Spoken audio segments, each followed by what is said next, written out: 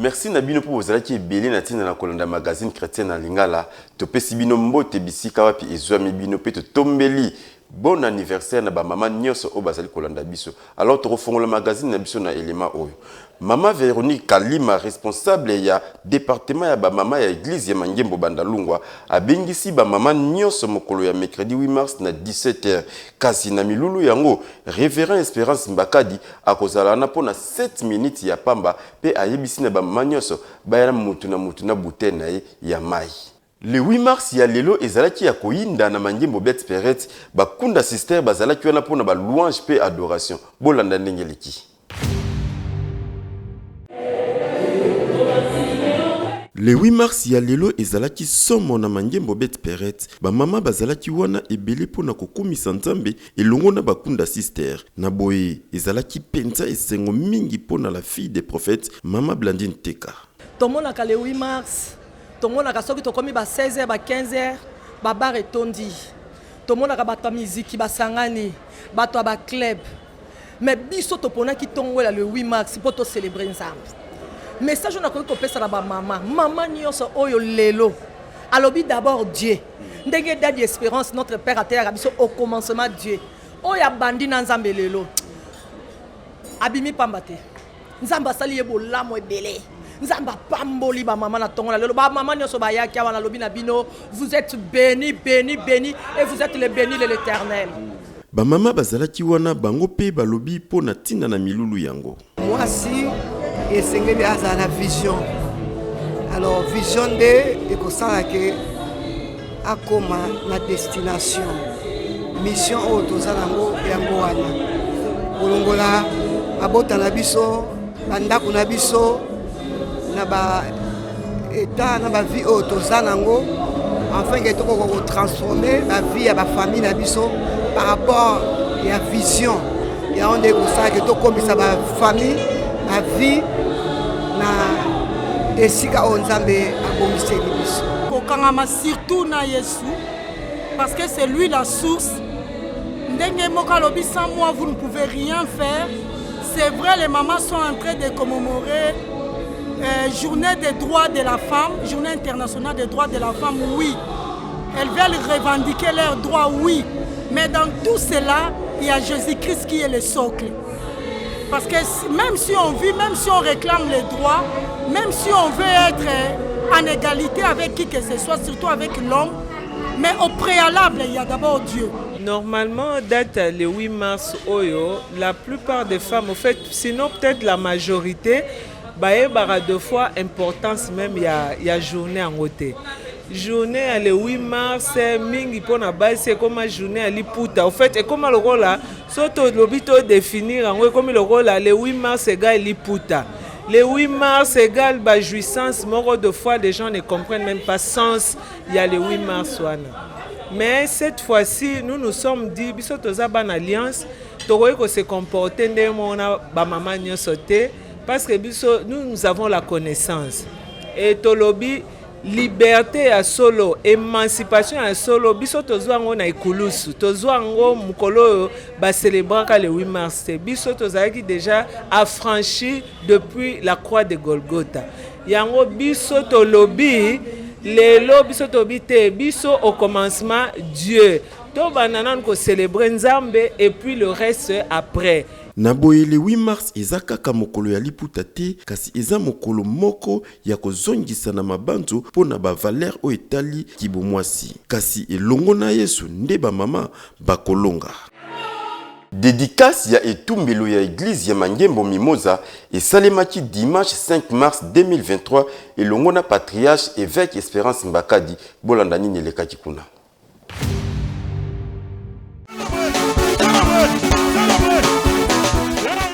Célébration dédicace ya etumbelo tope hôtel ya église de Mangembo Mimosa ezalaki bongo dimanche 5 mars 2023. Bandeko bazalaki ebele na ba invité à lolenge nyonso.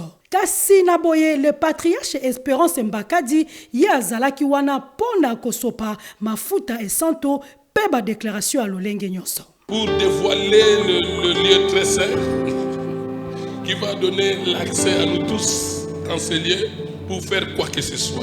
C'est vous la personne qu'il faut pour les dévoiler. Au nom du Père, du Fils et du Saint-Esprit. Nous voulons officiellement inaugurer cette estrade, cet hôtel, au nom de Jésus-Christ.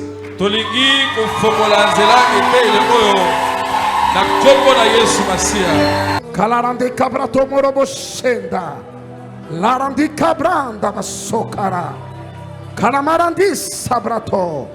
Que ce lieu soit un lieu redoutable. Que ce lieu soit la porte des cieux. Que ce lieu soit la porte des cieux. Que ce lieu soit la maison de Dieu. Et que la parole qui sera prêchée de cet hôtel libère les captifs, guérisse les malades. Que ce lieu soit redoutable. Un lieu de miracle. Un lieu de prodige. Un lieu de signe. Qu'il y ait culte ou pas.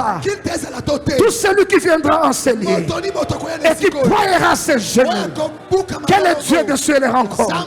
Nyonso oyo ebulisami yango nde ekomi petwa na boye etumbelo ya église de Mangembo Mimosa ekomi esika oyo ba angelu bakomata pe bakokita. Que le pasteur établisse sur cet hôtel et tout ce qu'il choisira pour monter dans cet hôtel, que tombe sur eux l'esprit d'Ézéchiel.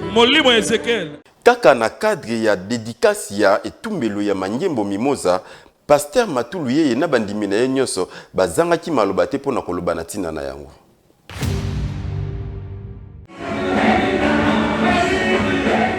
Ezalaki ya koinda mokolo ya dimanche 5 mars 2023 na église de Mangembo Mimosa ya mobateli mpate Matulu yeye. Po bango bayambaki révérend Espérance Mbakadi pona dédicace ya etumbelo na bango. Esengo ezalaki makasi boyo kandenge pasteur Matulu yeye alobi. Alobi na peuple de Dieu que bisika tout ekokanaka te.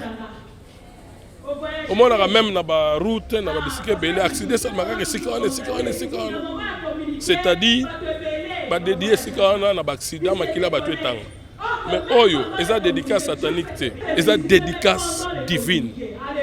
Ce lieu est devenu redoutable.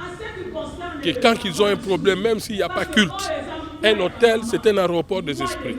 Bandeko ya Mangembo Mimosa pe balobi boye. Nous avons voulu à ce que l'homme de Dieu, qui est le représentant légal de Dieu, aille banal kota matambe na ye. Et puis à ça la déclaration d'Enge Salomon bandai ko sala. Et si ka o comme un lieu très saint.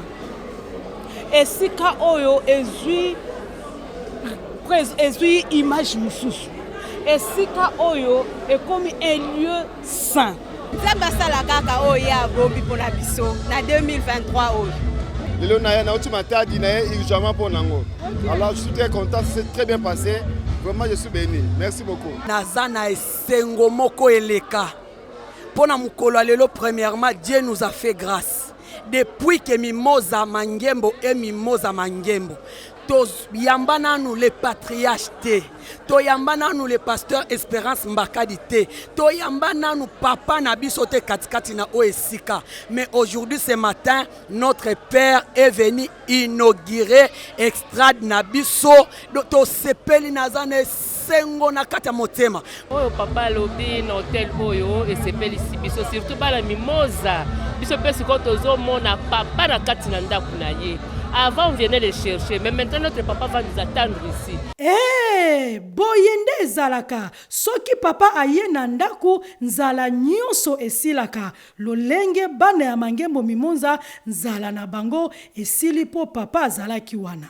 Et je dis ceci, après chaque dédicace, les esprits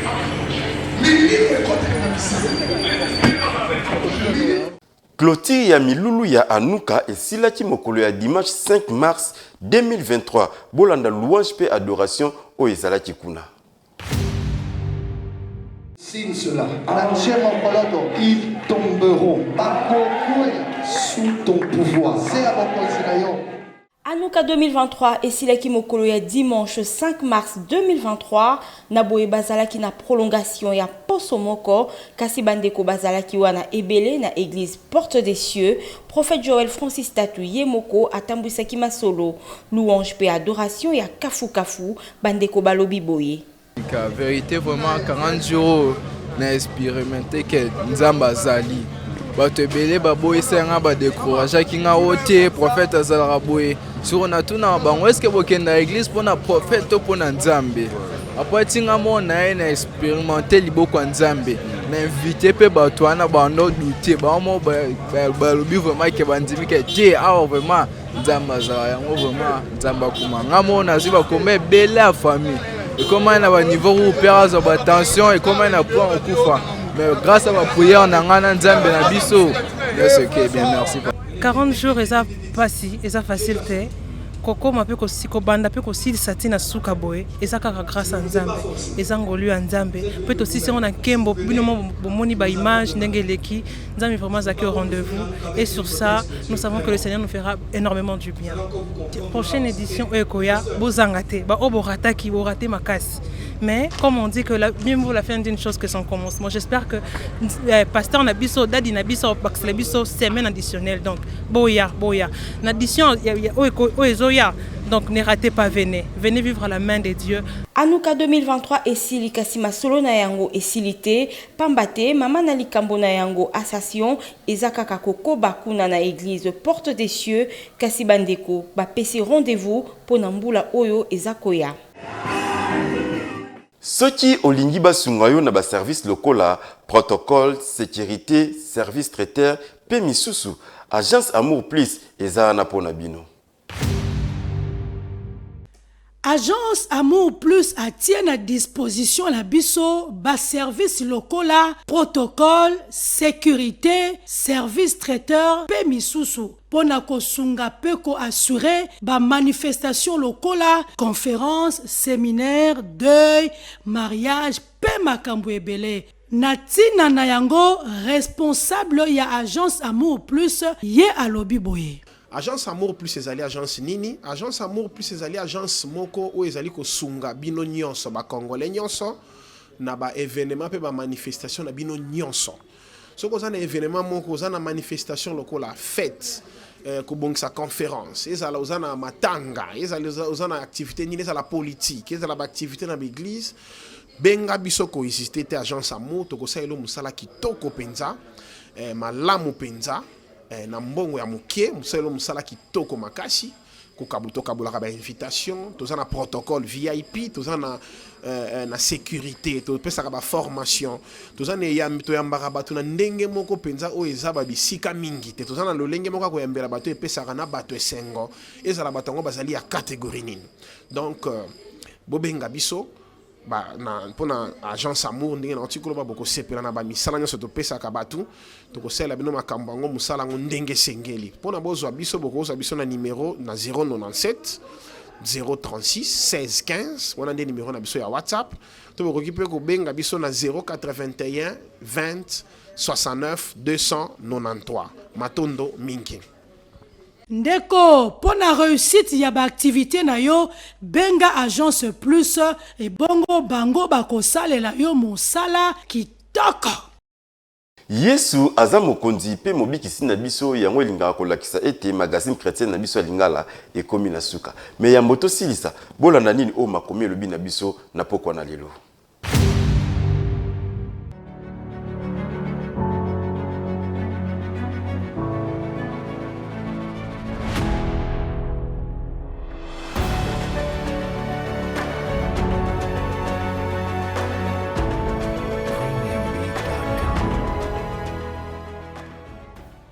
Matondi mingi parce que bozalaki ebele na tina na kolanda magazine chrétien na bino ya lingala to komi na suka kasi to koyebisaka bino bo continuer ko liker pe bo yeme nyonso oyo ezoleka na page MCL TV yango wana nde ekopesa bino makoki ya kozoba notification nyonso oyo etali magazine chrétien na lingala mais poto sukisa to pesi kaka bonne fête na ba mama pe bilenge basi nyonso.